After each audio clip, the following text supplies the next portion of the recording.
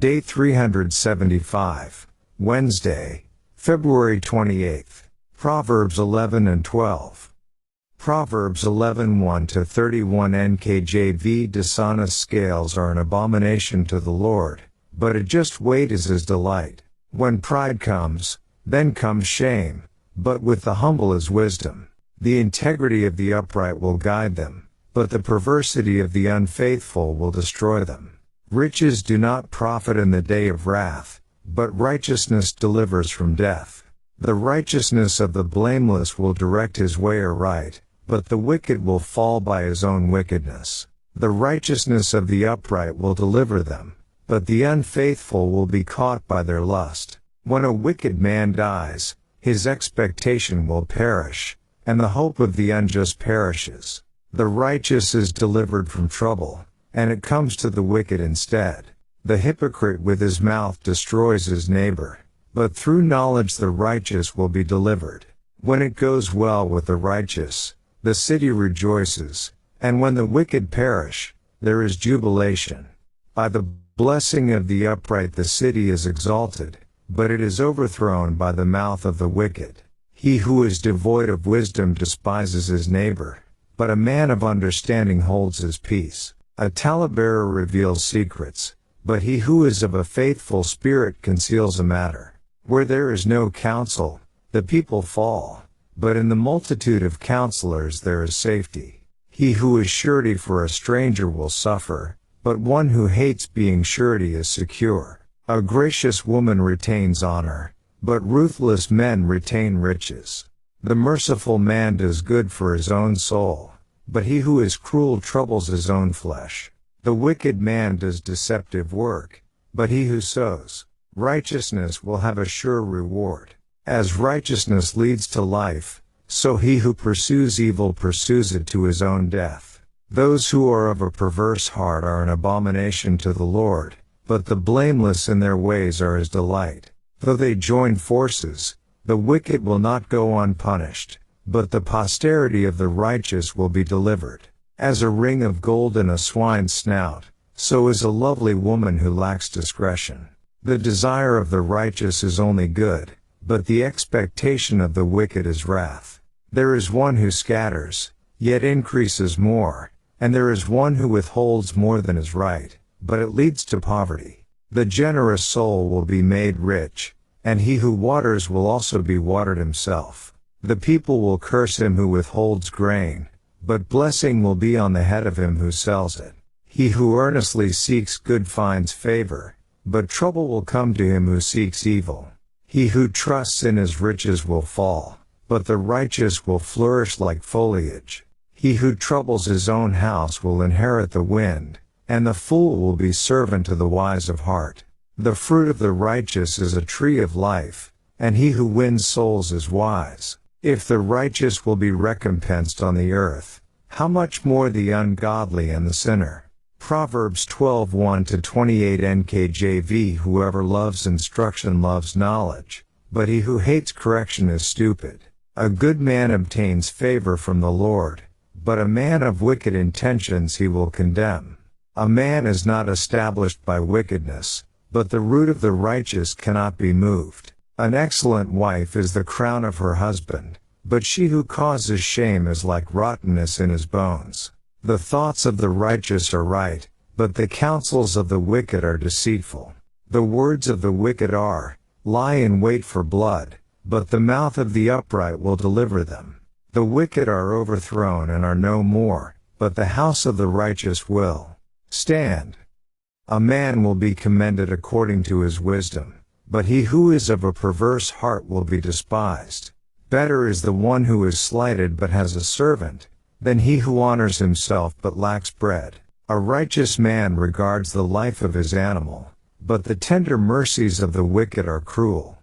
He who tills his land will be satisfied with bread, but he who follows frivolity is devoid of understanding. The wicked covet the catch of evil men, but the root of the righteous yields fruit. The wicked is ensnared by the transgression of his lips, but the righteous will come through trouble. A man will be satisfied with good by the fruit of his mouth, and the recompense of a man's hands will be rendered to him. The way of a fool is right in his own eyes, but he who heeds counsel is wise. A fool's wrath is known at once, but a prudent man covers shame. He who speaks truth declares righteousness, but a false witness, deceit. There is one who speaks like the piercings of a sword, but the tongue of the wise promotes health. The truthful lip shall be established forever, but a lying tongue is but for a moment. Deceit is in the heart of those who devise evil, but counselors of peace have joy. No grave trouble will overtake the righteous, but the wicked shall be filled with evil. Lying lips are an abomination to the Lord, but those who deal truthfully are his delight. A prudent man conceals knowledge, but the heart of fools proclaims foolishness. The hand of the diligent will rule, but the lazy man will be put to forced labor. Anxiety in the heart of man causes depression, but a good word makes it glad. The righteous should choose his friends carefully, for the way of the wicked leads them astray. The lazy man does not roast what he took in hunting, but diligence is man's precious possession. In the way of righteousness is life, and in its pathway there is no death. Daily Deep Dive, the UCG reading program states. 6. What the Lord abhors, Proverbs 11:1-21. In Proverbs 11:1-21 a group of proverb collections are held together by the inclusio formed by the Lord abhors and he delights in VV. 1:20, NIV. Moral integrity and God's judgment. Type, chiastic, Proverbs 11:1-4, verse 1 describes God's abhorrence of fraud, and v. 4 answers it with the promise that the wrongfully gained wealth of the wicked will do them no good in the day of judgment. Between these verses VV 2-3 assert that humility and integrity, rather than their opposites, are the best guides in life, NAC. In its note on verse 1, the Bible Reader's Companion says, Leviticus 19:35-36 forbids the use of dishonest standards, weighted to favor the merchant rather than the seller he buys from, or buyer, to whom he sells. The Jewish Talmud calls for meticulous efforts to keep this command, decreeing that the shopkeeper must wipe his measures twice a week, his weights once a week, and his scales after every weighing, to keep any substance from throwing them off. We can't be too careful trying to be fair with others. As previously noted, the language of Proverbs 11:4 is similar to that of Proverbs 10:2. Salvation for the righteous. Type, thematic, parallel proverb pair, Proverbs 11:5-6. These two proverbs parallel each other and describe the respective fates of the righteous and the wicked. Death of a sinner. Type, inclusio, proverb pair, Proverbs 11:7-8. As the text stands, these two proverbs are bound by the inclusio of the word wicked in v. 7a and v.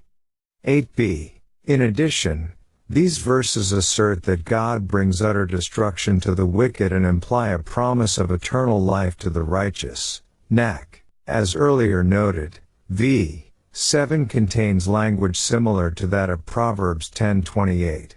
Destructive lips. Type, chiastic, with an afterword, Proverbs 11:9-13, verses 10-11 are an obvious pair and parallel, whereas VV 9:12 are bound by the theme of the slanderous gossip of the wicked against restrained silence of the righteous. Verse 13 is an afterword on the subject of the tongue, Nak.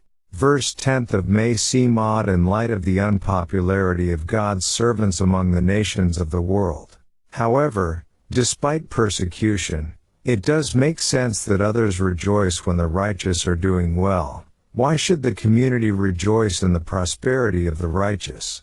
Because both the way a righteous man gains his wealth and the way he uses it benefits society. The righteous businessman employs others, supports schools and government with his taxes, and in the Old Testament tradition, shares generously. Bible Reader's Companion, note on verses 10-11. and often people enjoy seeing justice where the good guy wins. National and personal prudence. Type, parallel, Proverbs 11:14-15. Both proverbs here follow the pattern imprudent action brings disaster. Prudent action gives security, but the first involves national matters where the second concerns personal business. Knack. Verse 14 explains that it's vital to get counsel from a number of sources that can be weighed together in making important decisions. See also Proverbs 15:22, Proverbs 20:18, Proverbs 24:6. Proverbs 11:15 should also be read in light of the next listed proverb in verse 16. These two proverbs balance each other. The first warns against rashly giving surety or a pledge for a stranger. The second praises generosity, as being gracious or kind-hearted. NIV, surely includes, generosity begets honor. Nelson Study Bible, note on verses 15-16. Verse 16, discussed next, should also be read in the context of the next verse, with which it is parallel. Kindness and cruelty. Type, parallel, Proverbs 11-1617. The pattern of these two proverbs is kind woman, cruel man / kind man, ruthless man. By itself v. 16 could be read cynically, a kind woman gets respect, but a cruel man gets rich to justify unscrupulous behavior. In conjunction with v. 17, however, the self-destructive nature of the hard-nosed approach to life is apparent. The wages of sin and righteousness. Type, chiasmus, Proverbs 11:18-19. This pair has the chiastic pattern. In this case ABBA, wicked man, he who sows righteousness, righteousness, he who pursues evil '. Note that this pair has links to VV 16-17. The wealth of the cruel man corresponds to deceptive wages as the honor given a kind woman is genuine. Also the health / self-inflicted pain of V. 17 corresponds to the life and death of V. 19. Divine judgment. Type, parallel, Proverbs 11-20-21. God's attitude toward individuals, disgust, pleasure, in V. 20 corresponds to the outcome of their lives, inescapable trouble, deliverance, in V. 21 inches, which also impacts their children. Knack. 7. Beauty without discretion, Proverbs 11:22. Type, individual proverb, NAC. 8. Generosity and selfishness, Proverbs 11:23-27. Type, inclusio, verses 23-27 closely parallel each other and form an inclusio around VV 24-26, all of which center on the theme of generosity and selfishness. The inclusio states the general truth that one receives back according to one's own behavior, while VV 24-26 deal with the concrete issue of hoarding and refusing to sell currently at a fair price. NAC. The picture of the one who scatters abroad increasing more, the generous person being made rich, is similar to Ecclesiastes 11:1. Cast your bread upon the waters, for you will find it after many days. The good we do will be returned to us in different ways. Just on a human level, a selfish, stingy person will likely make enemies, a factor that will probably hurt him later, even financially perhaps.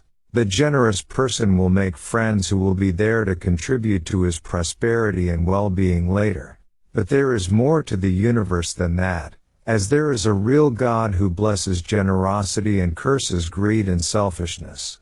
Jesus likewise taught, "Give, and it will be given to you.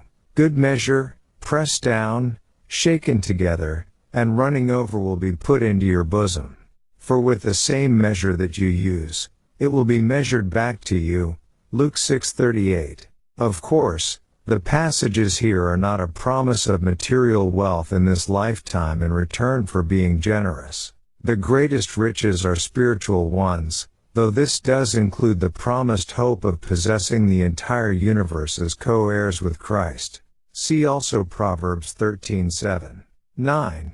The source of life, Proverbs 11:28:12-4, type, inclusio. The structure of this collection is complex. Proverbs 11:28 has a close parallel in Proverbs 12:3. Both concern the flourishing of the righteous and failure of the wicked to establish themselves through wealth and cunning. Proverbs 11:29, which concerns a son's behavior in the family, see Proverbs 17:2, is answered by Proverbs 12:4, which deals with the wife's contribution to the family. Proverbs 11:28-29 and Proverbs 12:3-4 thus form an inclusio around Proverbs 11:30, 12-2. Proverbs 11:28-29 and Proverbs 12:3-4 teach that a man cannot provide for the security of his family through any means that violate basic principles of right and wrong. Rather than focus his attention on making as much money as possible, a man should give thought to the choice of a good wife and then to the spiritual nurture of his children. Above all else, he must conduct his own life with integrity if he expects the same from his family. The two pairs, Proverbs 11:30-31 and Proverbs 12:1-2, each deal with behavior, Proverbs 11:30, Proverbs 12:1, and its reward or punishment, Proverbs 11:31. Proverbs 12:2. The collection is thus structured as follows. A. The true source of life, Proverbs 11:28. Ab family life, Proverbs 11:29. Ba behavior of righteous and wicked, Proverbs 11:30. B divine judgment, Proverbs 11:31. Ba behavior of righteous and wicked, Proverbs 12:1. B divine judgment, Proverbs 12-2, A. The true source of life, Proverbs 12:3, Ab family life, Proverbs 12:4, NAC. The reference to winning souls as a wise course of action in Proverbs 11:30 is to capturing, lokea to lay hold of, seize, conquer, people with ideas or influence. 2 Samuel 15:6, Expositor's Bible Commentary. Note on Proverbs 11:30. Verse 31 in the NIV reads, If the righteous receive their due on earth / how much more the ungodly and the sinner. Expositor's notes on this verse. Retribution for sin is certain, for the righteous and especially for the sinner. The proverb uses a how much more argument.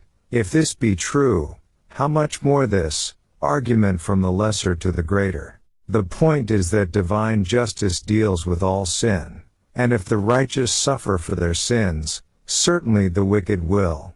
The 70, Greek Septuagint translation of the Hebrew Scriptures, introduces a new idea to the verse, if the righteous be scarcely saved. This is recorded in 1 Peter 4:18. We will consider this further when we come to this New Testament verse. Proverbs 12:1 in the KJV and NKJV appears to state the obvious. Whoever loves instruction loves knowledge. Yet the word for instruction can be translated, as in other versions, as discipline, paralleling the correction in the latter part of the verse. The Hebrew words in verse 4 translated excellent wife, or by some as noble woman or virtuous woman, are the same as those used in the well-known ode of Proverbs 31:10-31. 10. Plans and schemes, Proverbs 12:5-7, type, thematic. The unity of this collection is indicated in the Hebrew structure. These three proverbs follow a logical progression. The righteous make plans that are just, but the wicked scheme with deceitful counsel. v. 5. The wicked attempt to ambush the righteous with their lies, but the righteous are delivered by their integrity. v. 6. The wicked are totally destroyed, but the righteous stand secure. v. 7. NAC. 11. Earned respect, Proverbs 12:8, type, individual proverb, NAC. 12. On providing for one's needs, Proverbs 12:9-11. Type, inclusio, the well-earned prosperity of the righteous contrasts with the feigned wealth, the acts of exploitation, and the idle plans of the foolish and wicked. NAC. The Jewish Soncino commentary notes on verse 9. The interpretation of the verse depends on the way this phrase, "and hath a servant," KJV, is understood. One possible reading is, better to be held in low social esteem by not living beyond one's means, and yet possess a slave to do the menial work and so have a comfortable life, than make a pretense of wealth, mixing with the rich and spending what is necessary for food on maintaining a place in such society. This yields a satisfactory meaning and a sensible admonition which many need today. On the other hand, the words "and hath a servant" may signify and is a slave to himself, i.e. he does for himself the humble tasks which are usually relegated to a slave, and spends the money on feeding his body well. In either case, the point is the futility of inflicting deprivations upon oneself to preserve an outward show of affluence which does not correspond with reality. Verse 10 shows that the consideration and care of a righteous man extends to not just other people, but to his animals as well. Cruelty to animals, or cruelty in any form, for that matter, is totally contrary to God's will. 13. On fruit and snares, Proverbs 12:12-14, type, thematic. This collection employs two metaphors of gathering food, hunting with snares, symbolizing the wicked, and laboring to raise crops, symbolizing the righteous. NAC. The wicked trap themselves, and the righteous, through proper words and acts, receive blessings in return. This is another way of expressing the principle of reaping what one sows. See Galatians 6:7. 14. Able to take advice, Proverbs 12:15, type, single bicolon proverb, NAC. 15. The use and abuse of words, Proverbs 12:16-22, type, linked parallelism and chiasmus. These 7 verses are made up of 4 verses arranged in parallel, VV 16-19, conjoined by a common verse to a 4-verse chiasmus, i.e., concentric arrangement, VV 19-22. The structure is as follows. A. Thoughtless reactions, V 16. B. Honesty and lying, V 17. A. Reckless words, V 18. B. Honesty and lying, V 19. C. Plotting evil and promoting peace, V 20. C. Trouble to the wicked, not the righteous, V 21. B. Honesty and lying, V 22. NAC. 16. A wholesome life, 12:23-28, type, parallel. This text is structured as a 6-verse parallel as follows. A. Caution and incaution, V 23. B. Diligence and laziness, V 24. C. Anxiety and joy, V 25. A. Caution and incaution, V 26. B. Laziness and diligence, V 27. C. Life and immortality, V 28. The 6 proverbs of this section do not have a single theme but describe types of activity that may promote or undermine a wholesome life. NAC. Proverbs 12:23 shows the importance of being careful in what one reveals to others and of not making a show of knowledge. Verse 24 is ironic in that a lazy person, lacking diligence, fails to advance in life and ends up having to do the menial labor he wants to avoid. In verse 27, the lazy man is humorously portrayed. not roasting the food he went to the trouble of catching, and thereby letting it go to waste and failing to benefit from it. The idea is that he doesn't complete tasks, and loses out because of it. Verse 26 makes it clear that we can choose who our friends are, and that it's important that we do and that we choose wisely. Compare with Proverbs 13:20. In Proverbs 12:28, we again see the future of life for the righteous, and, indeed, of no death. According to Soncino, to reproduce the original Hebrew, the word should be hyphenated no death. This can only be an allusion to immortality which follows the ending of a righteous life upon earth. Note on verse 28, the NIV here has immortality. And, Proverbs 11, verse 4, this is the reason that righteousness is far greater than gaining physical wealth.